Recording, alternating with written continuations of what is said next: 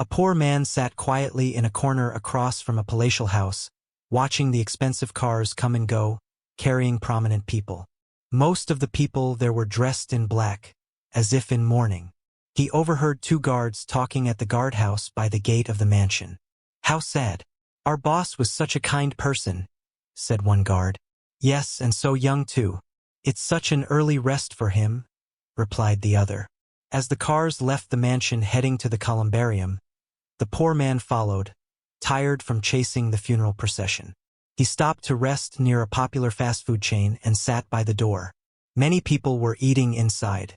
Not long after, a woman came out carrying takeout from the restaurant. She noticed the poor man as she passed by him. Seeing how exhausted and hungry he looked, she felt pity and handed him the bag of food. The poor man looked up at the woman offering him food. She smiled and said, "Go on, take it. You should eat." The poor man observed the woman's kindness, thinking to himself, "Not only is her heart beautiful, but her face is too." He took the bag of food and thanked her. The woman replied, "You're welcome. Go ahead and eat." After saying this, she quickly left. The poor man watched her as she walked away, seeing her enter a nearby building. He smiled, a sparkle in his eyes. Feeling intense hunger after chasing the funeral procession, he ate the food the kind woman had given him. After eating, he looked around and lingered a bit before leaving. As he walked, he deliberately went to the building where he saw the kind woman enter. He found a spot where he could still see her if she came out again. While sitting there, people passing by gave him some coins. He thanked those who gave him alms, thinking, there are still good-hearted people in the world. Not long after, his wait paid off. The woman came out, accompanied by colleagues. She was an employee there and was now heading home. The poor man didn't reveal himself to her.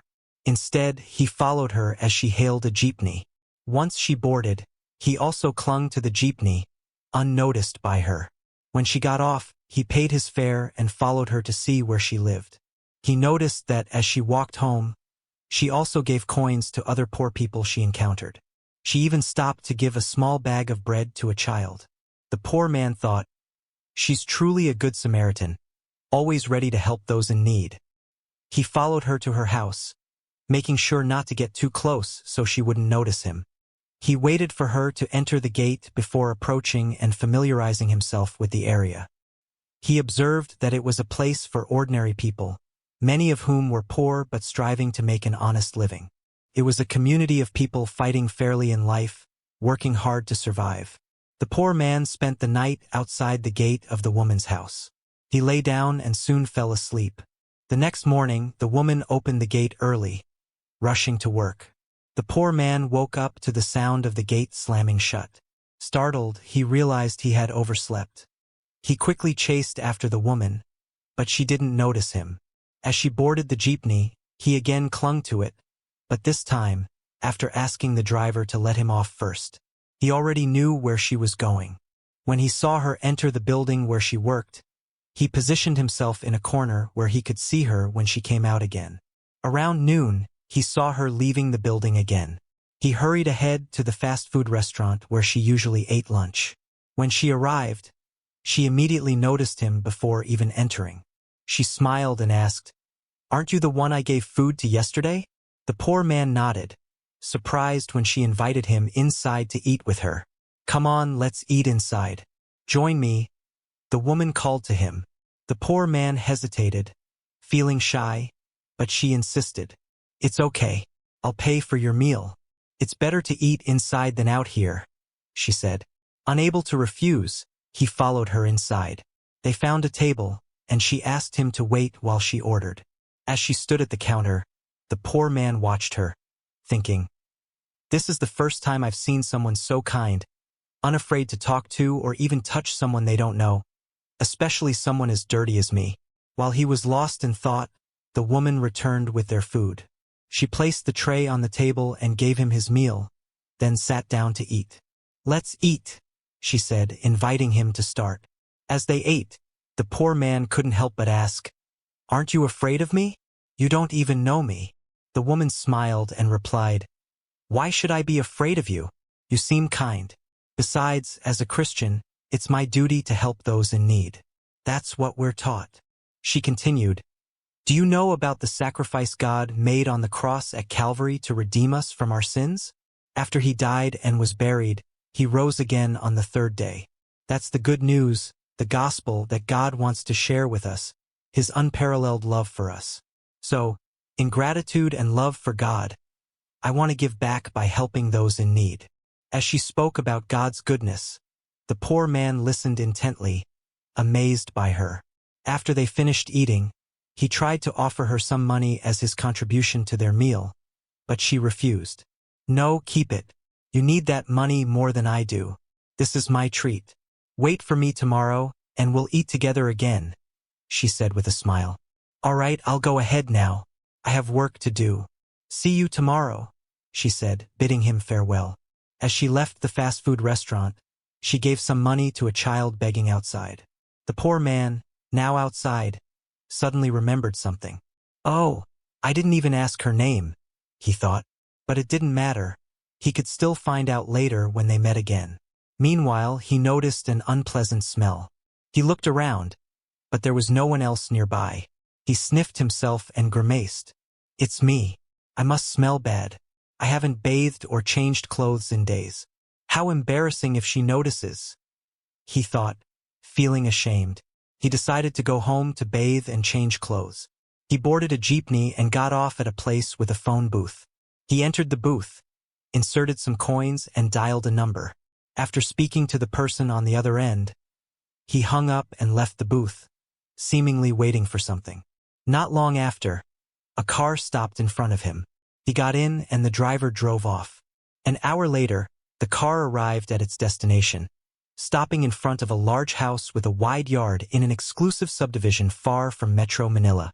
The driver pressed a button inside the car, and the automatic gate opened.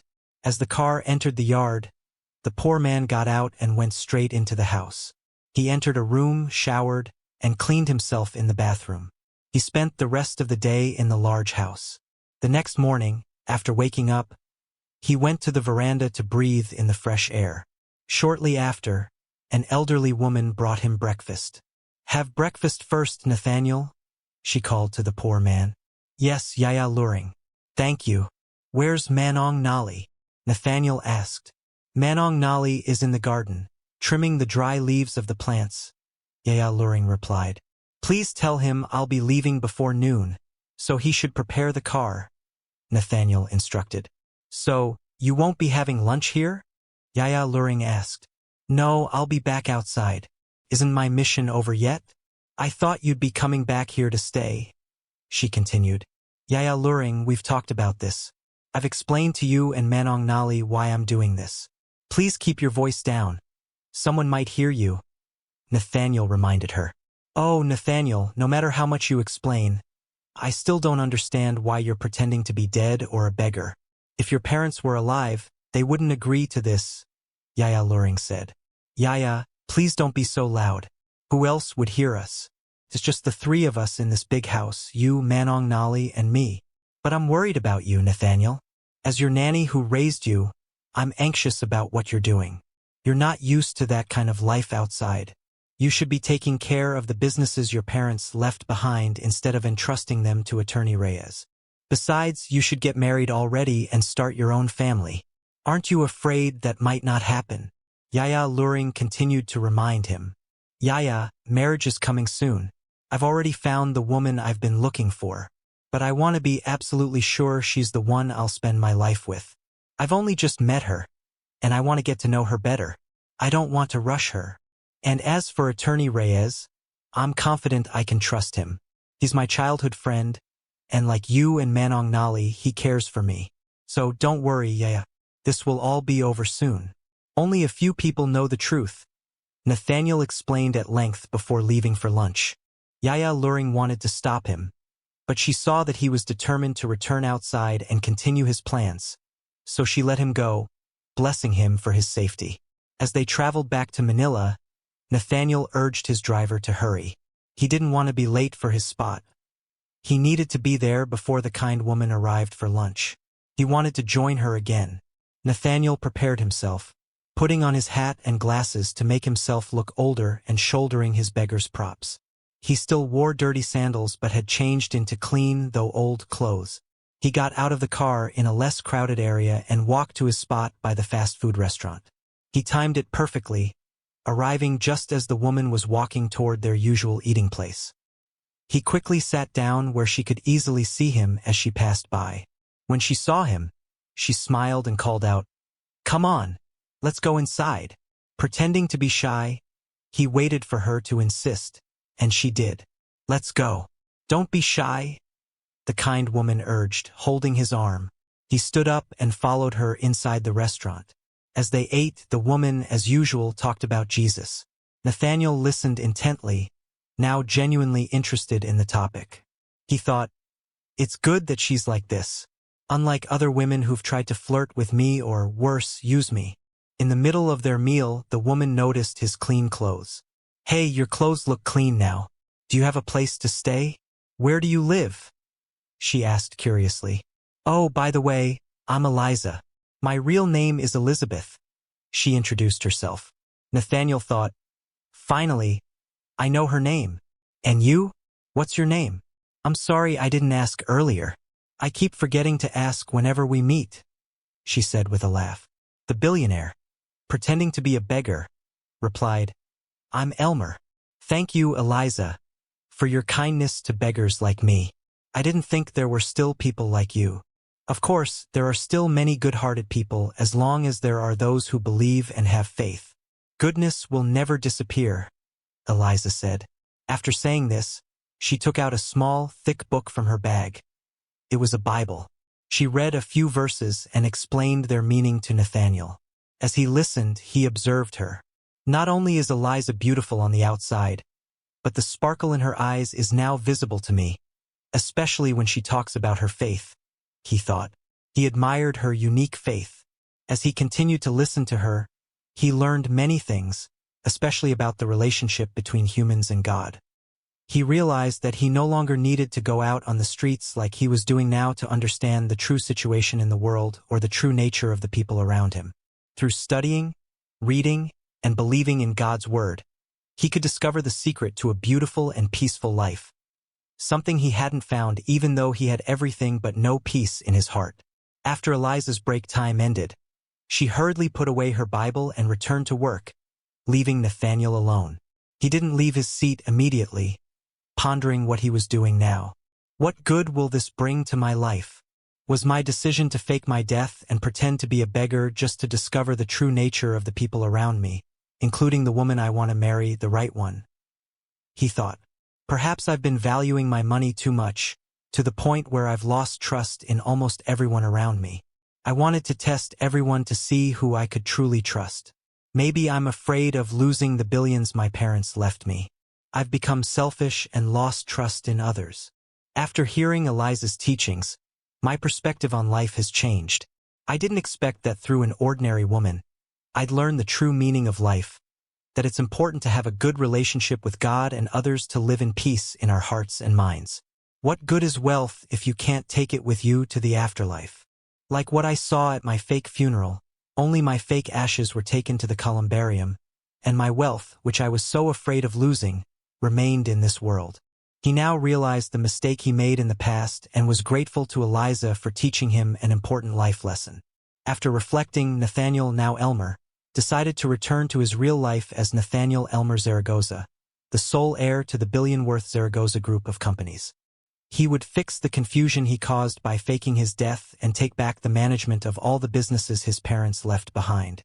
He promised himself that everything would be set right again with the help and guidance of God. One of the things he learned from Eliza. When he arrived at their large vacation house outside Metro Manila, Yaya Luring greeted him. "Thank God you're back. Are you hungry? Should I prepare food for you?" she asked. "No, Yaya, I'm still full," he replied. After saying this, he called Attorney Reyes, his childhood friend and right-hand man in business. "Hey, come over to the rest house now. We have something important to discuss."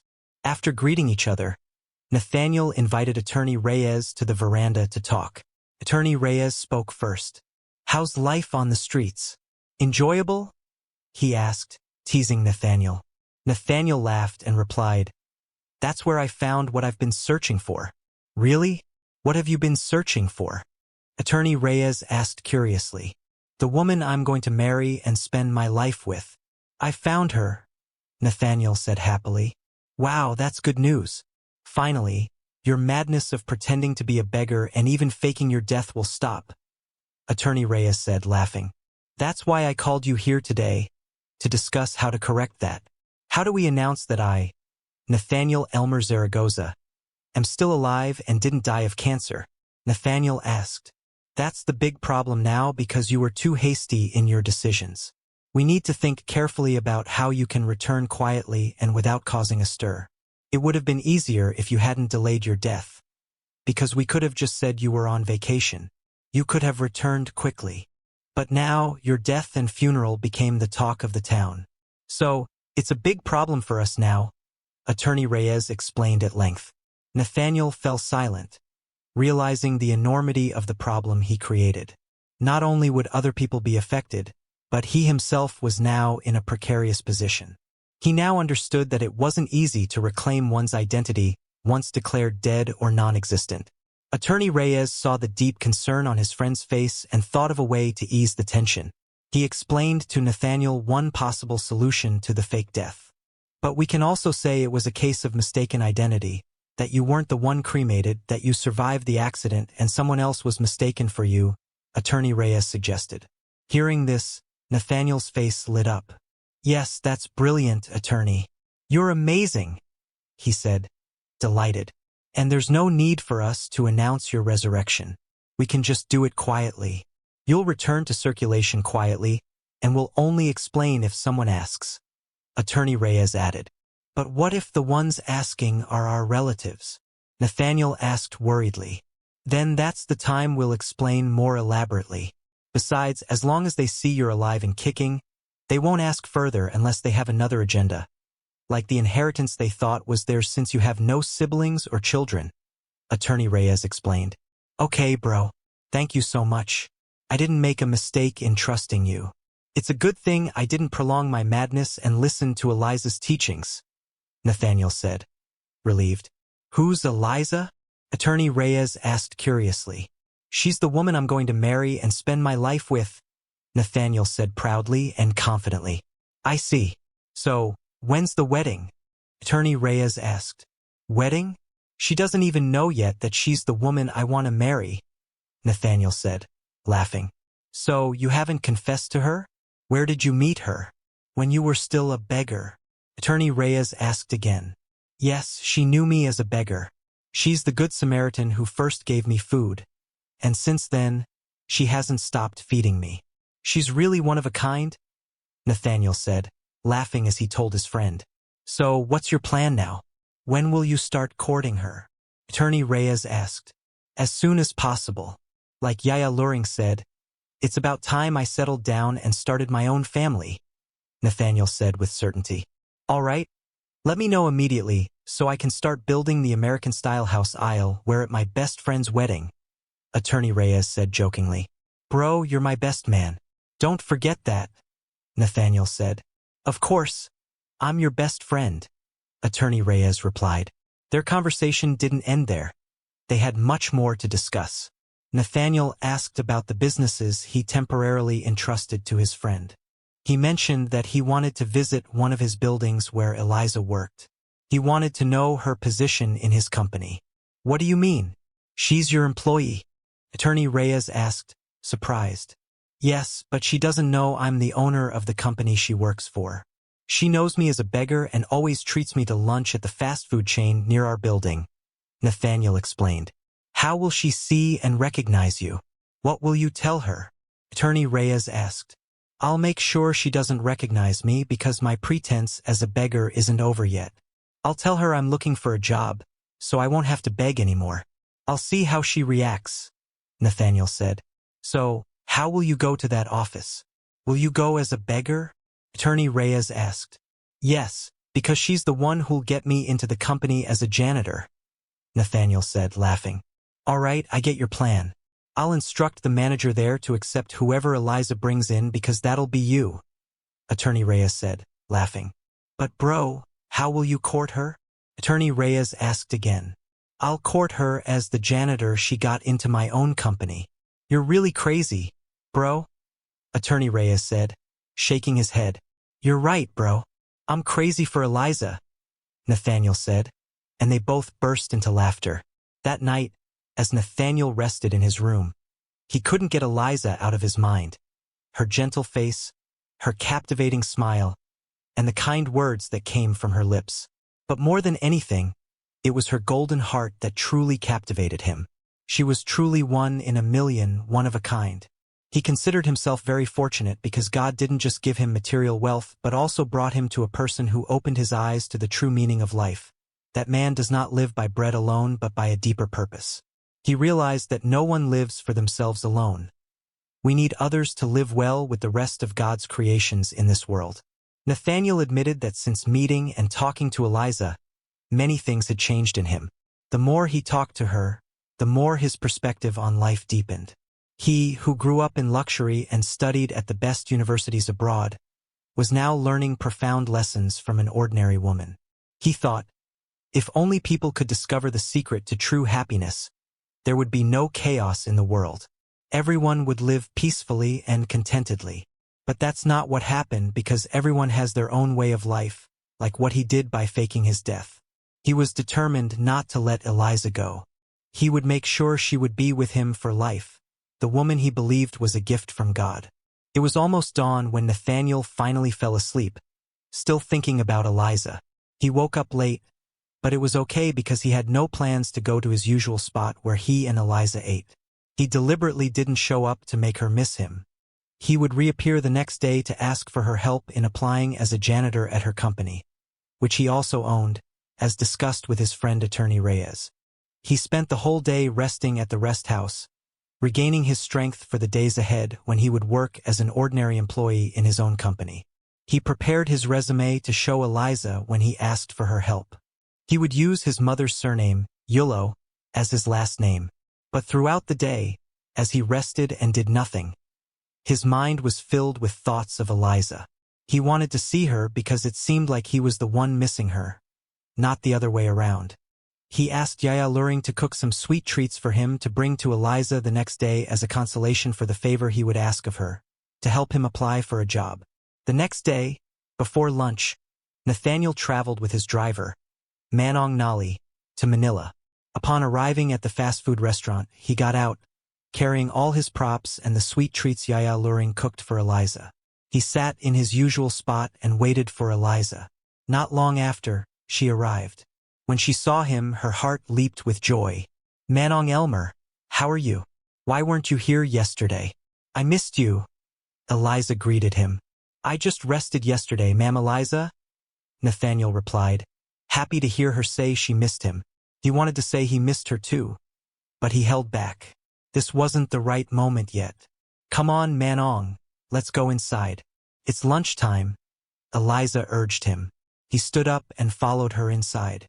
As they sat down and she ordered their food, Nathaniel took out the sweet treats he brought for her and laid his resume neatly on the table for her to read.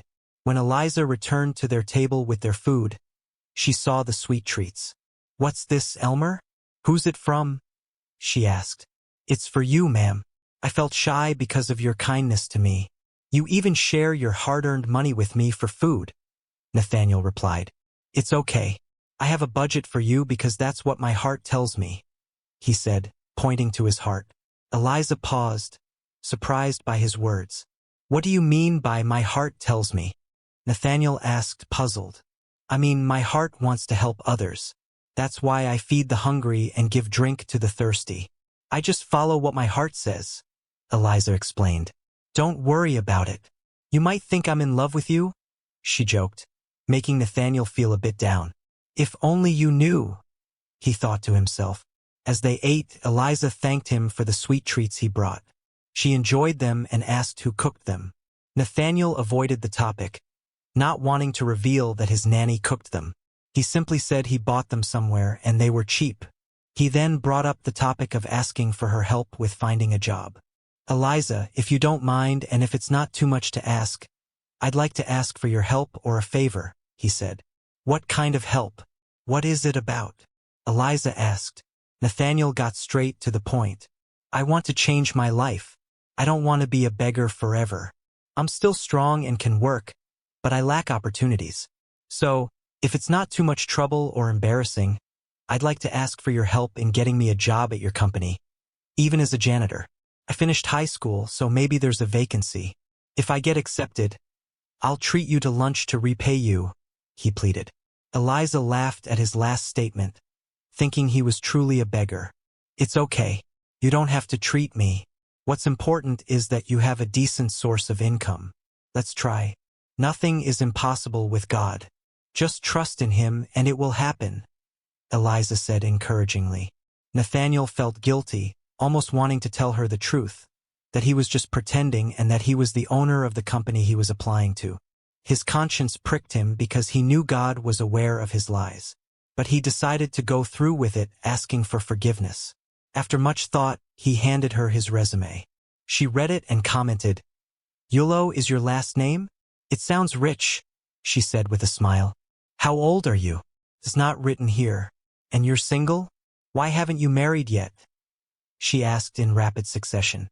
Nathaniel remained silent, afraid of being exposed. He only answered her question about his age, saying he might be rejected if the manager saw it, so he'd fill it in during the interview. He decided to keep quiet, feeling guilty. "All right, don't worry. I'll submit this to our HR manager today. I'm quite close to them. Let's just pray," Eliza said. "How can I contact you? You didn't put a contact number here," she asked. "How about I come with you to your office today, Eliza? That way, if the HR manager calls me for an interview, I'll know where to go," Nathaniel suggested confidently. Eliza thought about it and agreed. "All right, let's go," she said. They went to the company where Eliza worked. Along the way, they had a chance to talk at length. What was even funnier was that Eliza practiced with Nathaniel how to answer the interview questions, not knowing that Nathaniel himself was the one interviewing the employees in their business. He had entrusted all the management to Attorney Reyes, who, fortunately, was trustworthy. When they reached the second floor, Eliza went straight to the HR department, talked to the manager, and handed over Nathaniel's resume. The manager called him for an interview immediately, and as expected, he wasn't asked many questions. Nathaniel learned that Eliza was a CPA and the head of the accounting department.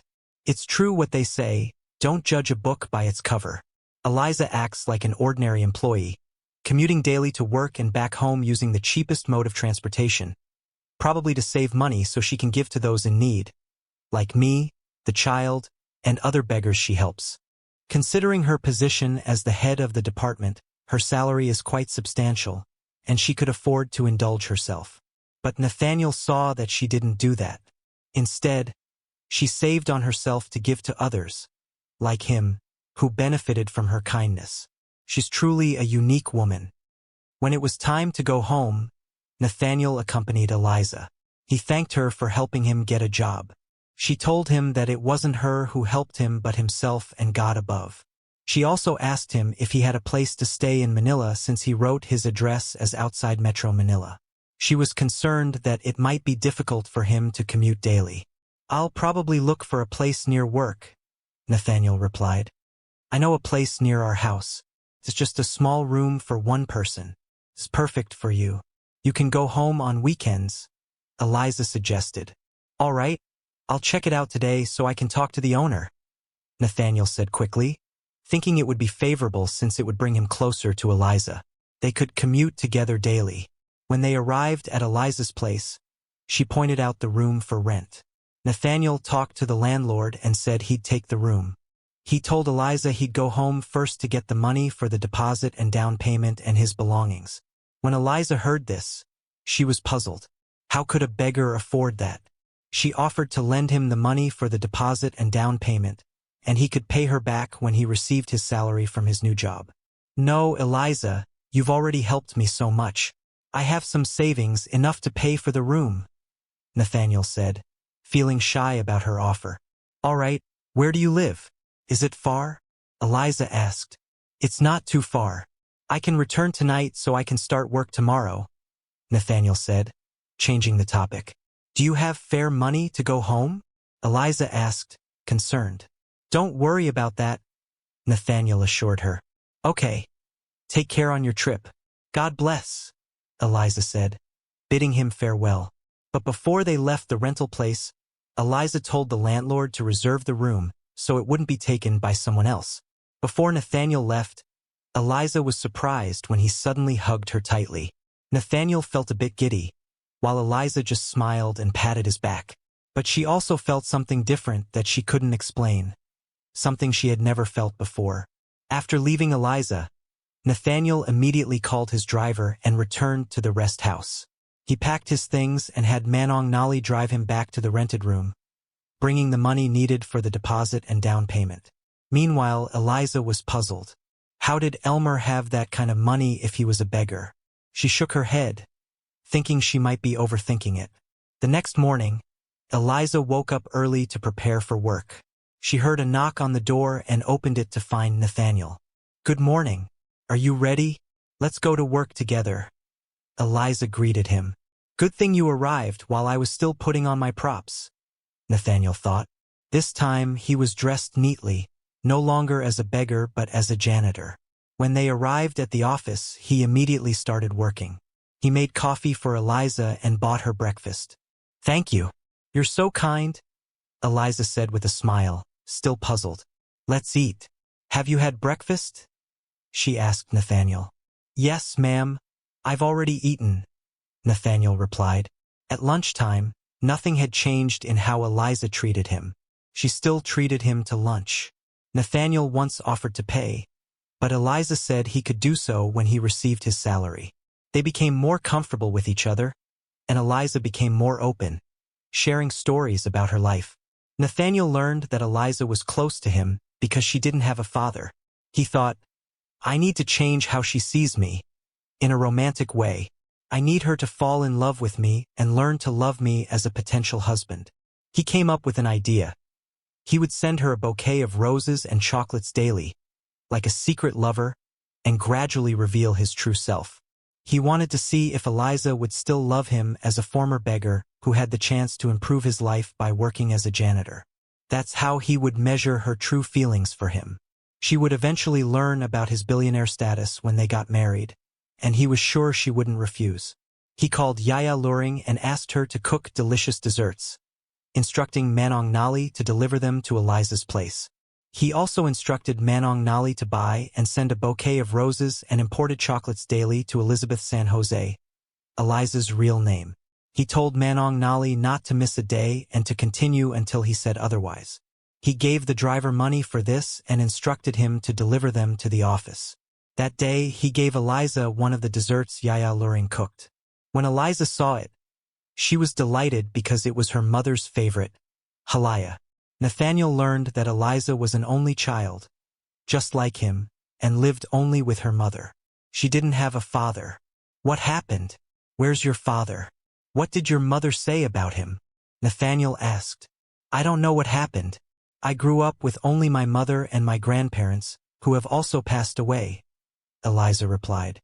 When they returned to the office, the bouquet of roses and box of imported chocolates he ordered had arrived. The guard handed them to Eliza. When she saw them, she was surprised and puzzled. Who are these from? She asked the guard. I don't know, ma'am.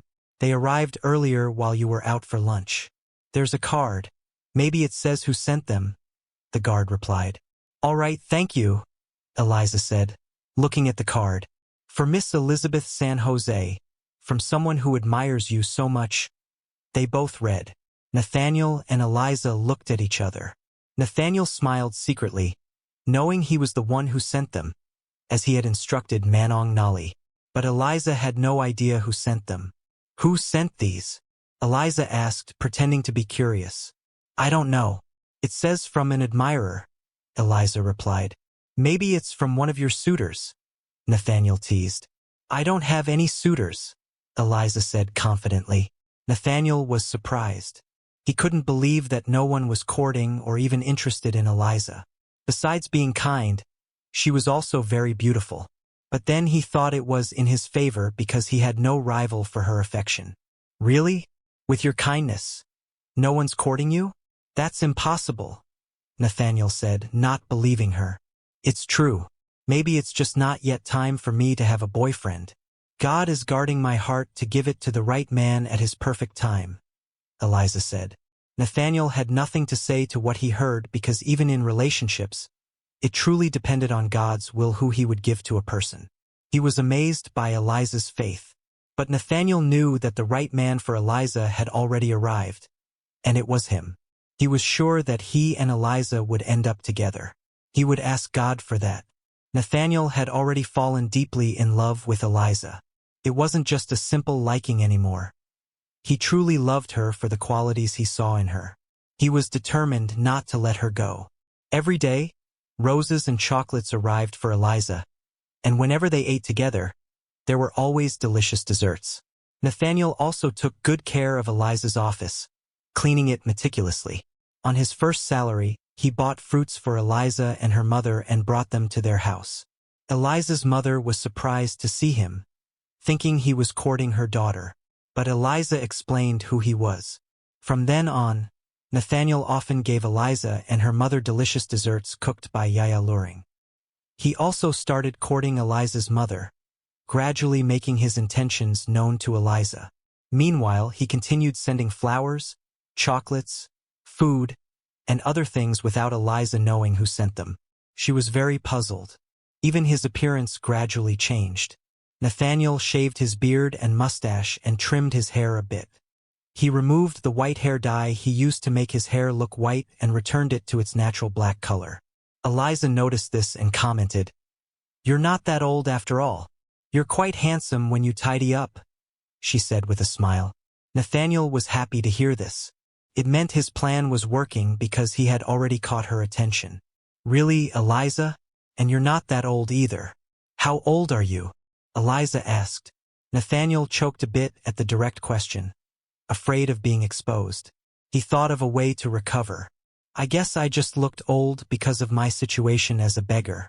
But now that I have a decent job, thanks to you, my appearance has brightened up," Nathaniel reasoned, adding, "That's why I'm so grateful to you, Eliza. You've changed the direction of my life, given me a new perspective, and most importantly, introduced me to God." Eliza's face lit up when she heard this. "It's not me. I was just an instrument to bring you closer to him. All praise and thanks should be to him," she said. Nathaniel added, "Amen. You're already so wise in your answers." And they both laughed. "That's why I've learned so much from you," Nathaniel said, wanting to say more but holding back. That night, Nathaniel couldn't sleep because of their conversation about Eliza noticing his new appearance. He thought it was time to start courting her. He was getting impatient, feeling that he had spent too much time winning her over. Perhaps they had already gotten to know each other well enough. He decided it was the right time to confess his true feelings to her. He didn't want to delay it any longer. He was determined. Tomorrow, he would confess his love to her, which he had been keeping for so long. Fortunately, the next day was a Saturday, and they didn't have work. So, he would go to Eliza's house to formally court her. But Nathaniel was also unique because he didn't wait for the evening to court her. He decided to go to her house at lunchtime, bringing a delicious and abundant lunch. He was used to having lunch with her, so he chose that time to court her. When he arrived, they started eating with Eliza and her mother. His timing was perfect. Eliza's mother was surprised by the amount of food he brought and jokingly asked if there was a special occasion. Nathaniel smiled and replied, "Today, I'm confessing my love to the woman I love most. My sincere and pure love for her." Eliza laughed and said, "You must be really hungry. Let's eat first with all the food you brought. If you're not full after this, I don't know what will." Nathaniel didn't respond to Eliza's joke, waiting for them to finish eating first. After they ate, he gave Eliza's mother her favorite halaya, which delighted her. "Are you courting my mother?" Eliza asked, surprised. Nathaniel and Eliza's mother laughed. "Why are you laughing? Is it true, Mom? Is he courting you?" Eliza asked, not believing it. "You're mistaken, my child.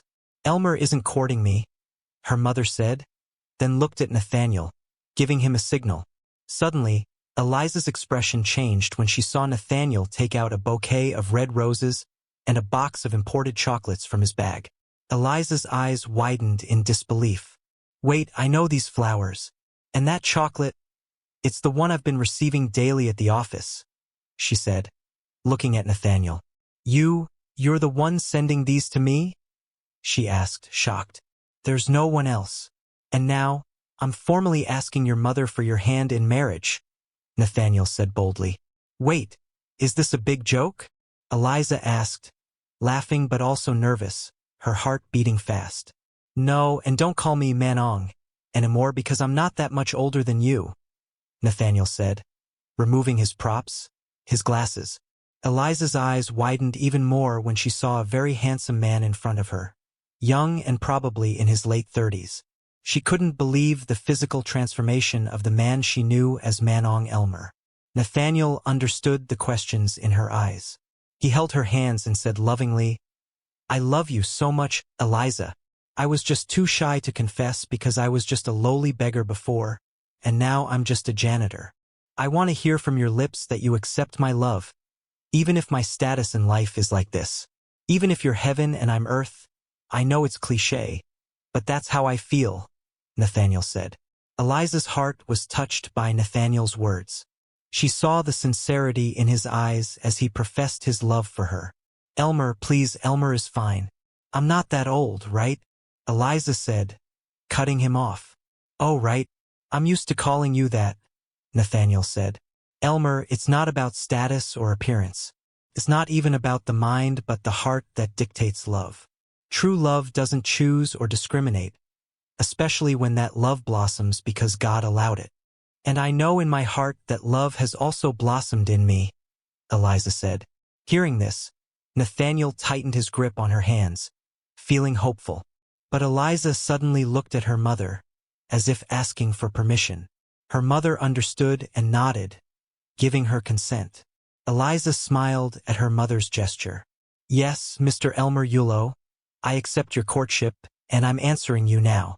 Yes, I love you too, even if you say you're just a beggar or a janitor," Eliza said. Hearing this, Nathaniel shouted aloud, "Yes," and hugged her without thinking. When he regained his composure, he apologized to her mother and Eliza. He knew that as Christians, they had high moral standards, and he had also learned the meaning of moral values that should be practiced to be pleasing to God through reading God's Word. Not long after, a sacred wedding took place in the chapel of the palatial house, attended by all kinds of people in society, employees of all Nathaniel's companies, fellow businessmen, some politicians, and fellow believers from Eliza's church. Everyone was equal regardless of their status in life. There was no discrimination. Everyone celebrated the union of two people brought together by God in His perfect way and time. Nathaniel learned from Eliza that whatever blessings God gives you are not meant to be kept for yourself but should be shared with those in need. So, Nathaniel used his billions to spread God's word and help others. Together with Eliza, they funded foundations and charities, further growing their business. They were also blessed with beautiful and good children. Twins, a boy and a girl, who were incredibly cute. They were determined to raise them with fear and love for God. And so, the love story of Eliza and Nathaniel, who fully accepted him even though he pretended to be a beggar because she knew his intentions were good, came to an end. Thanks for listening, and God bless everyone.